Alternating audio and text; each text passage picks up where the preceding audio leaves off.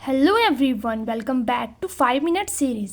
आज का हमारा टॉपिक है स्ट्रक्चर ऑफ वायरसेस। तो वायरस का जो स्ट्रक्चर होता है वो काफ़ी ज़्यादा सिंपल होता है। मेनली 4 चीज़ों से हमारा वायरस बना होता है, कि इन्वॉल्व, कैप्सिड, न्यूक्लियोइड और एंजाइम। सबसे पहले हम देखते हैं इन्वॉल्व के बारे में। तो इन्वॉल्व हमारे पास जो है वो थिन लूज कवरिंग होती है हमारे वायरस के बाहर वाला, ठीक है।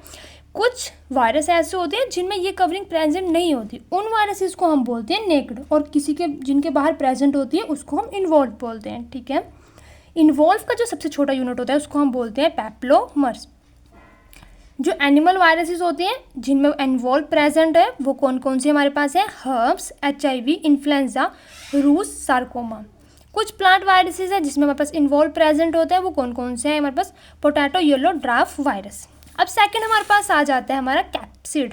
कैप्सिड हमारे पास क्या होता है? सिंपल सा प्रोटीन कोट होता है जो सराउंड करता है सेंट्रल पोर्शन ऑफ न्यूक्लियोइड को। देखो, सबसे पहले हमने पढ़ा बाहर वाला, ठीक है। ये थिन लूज एकदम पतली सी शीट है, इन्वॉल्व आ गया, ठीक है।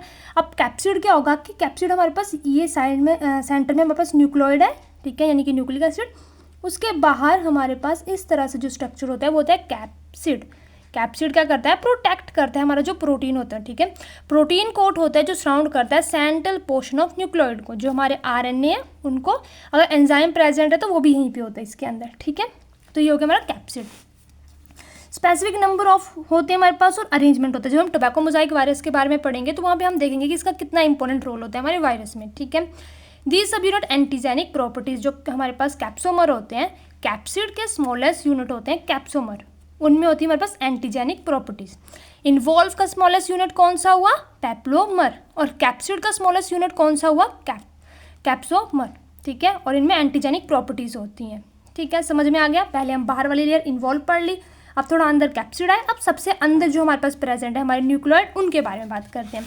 न्यूक्लियोइड क्या होता है हमारे पास? न्यूक्लियोइड होता है वायरस का जो न्यूक्लिक एसिड होता है, ठीक है, जो सेंटर में है हमारे पास।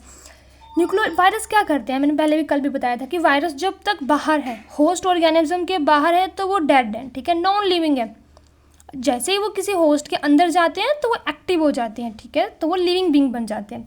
तो जैसे ही हमारे पास ये वायरस है होस्ट सेल में एंटर करता है वायरस का न्यूक्लियोइड, ठीक है, पूरा वायरस नहीं जाता, उसका न्यूक्लियोइड जाता है। और क्या करता है कि जो भी होस्ट है उसकी पूरी की पूरी मशीनरी को वो यूटिलाइज करता है, वहाँ पे जाके वो डिवीज़न करता है, रेप्लिकेशन करता है। ये जब हम बैक्टीरियोफेज पढ़ेंगे तो वहाँ पे हम इसको काफ़ी डिटेल में पढ़ेंगे, ठीक है, कि कैसे वायरस जो है वो बैक्टीरिया के अंदर जाता है, रेप्लिकेट करता है और डिवाइड करता है, ठीक है।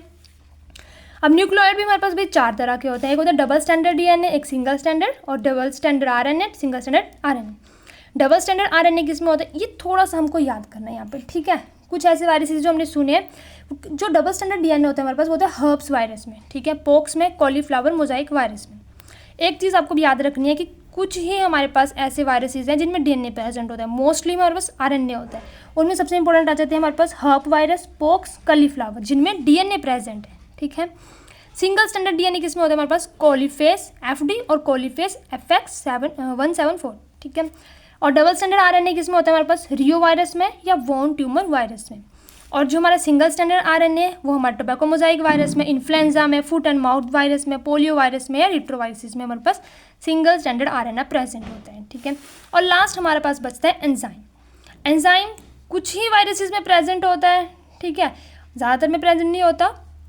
एंजाइम का काम क्या होता है? जैसे हमारे पास ये बैक्टीरियोफेज में प्रेजेंट होता है लाइजो एंजाइम। ये क्या करता है? वहाँ पे जाके बैक्टीरिया की वॉल को तोड़ता है और हेल्प करता है वायरस के जो न्यूक्लियोइड है उसको अंदर जाने में, तो ठीक है। और रिवर्स ट्रांसक्रिप्टेज कराता है रिट्रोवायरसेस में। तो ये 2 इंपॉर्टेंट चीज़ है, ठीक है। ये एग्जाम में आता है कि लाइजोजाइम बैक्टीरियोफेज में होता है, और ऐसा आता है कि जो हमारे पास वायरस के एंजाइम होते हैं उनके बारे में बताओ। तो कौन कौन से हमारे पास है? एक हमारे पास लाइजोजाइम और दूसरा हमारे पास कौन सा है? हमारे पास रिवर्स ट्रांसक्रिप्टेज, जो कि हमारे पास रिट्रोवायरसेस में होती है, ठीक है। तो ये काफ़ी छोटा सा टॉपिक था बच्चों हमारे पास, जिसमें हमने देखा structure of viruses. I hope आपको वीडियो अच्छी लगी हो। पूरे के पूरे हैंड निटेड नोट्स आपको हमारे टेलीग्राम चैनल बॉटनी स्टूडेंट पे मिल जाएंगे। वीडियो अच्छी लगी वीडियो को लाइक करें, चैनल को सब्सक्राइब करें। Thank you.